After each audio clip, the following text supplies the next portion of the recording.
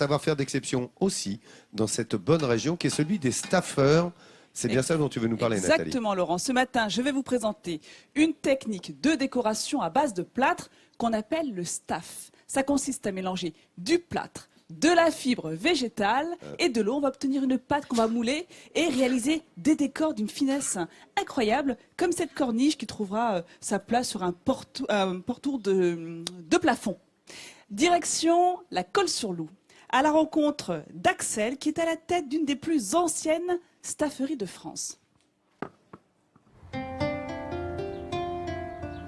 Dans les environs de Mougins, un château exceptionnel frappe le visiteur par la richesse de ses décorations.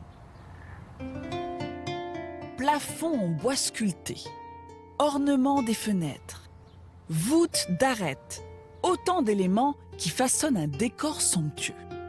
Et contrairement aux apparences, toutes ces pièces ne datent pas de plusieurs siècles, mais seulement d'une dizaine d'années.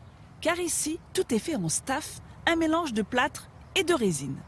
Et celui qui a tout réalisé, c'est cet homme, Axel. C'est ici, à la Colle-sur-Loup, qu'il crée des décorations d'intérieur et d'extérieur. Pour comprendre comment il les fabrique, direction l'atelier où ses équipes sont déjà à pied d'œuvre. Aujourd'hui, c'est Laurent qui va réaliser une corniche pour un bel appartement de la Côte d'Azur.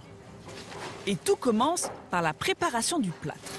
Un mélange de plâtre dur qui va donner de la solidité aux ornements et de plâtre à mouler.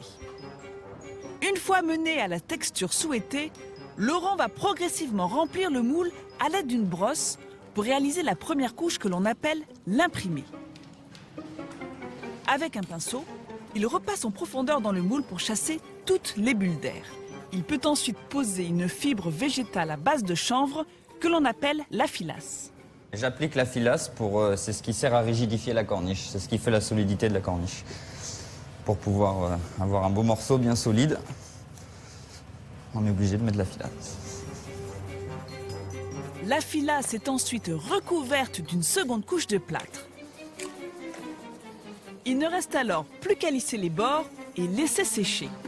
Au bout d'une vingtaine de minutes, la corniche peut être démoulée et posée dans le séchoir pour 24 heures.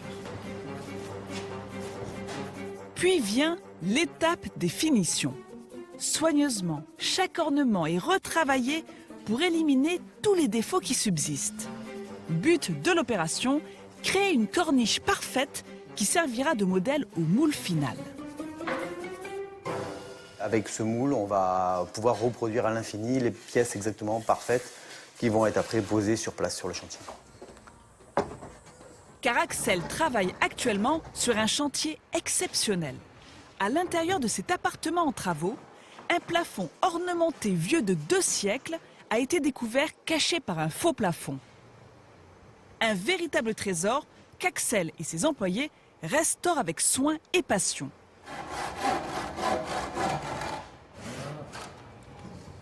Au départ, les propriétaires de cet appartement avaient fait appel à une entreprise qui proposait de tout détruire pour reconstruire. Une hérésie pour Axel.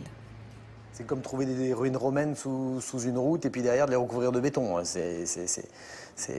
n'a pas le droit de faire ça, il faut garder le patrimoine. C'est des anciens qui ont fait ça et qui ont mis des années peut-être à faire ça avec un savoir-faire qui aujourd'hui n'existe plus. Et donc on est obligé il faut le conserver absolument, c'est important.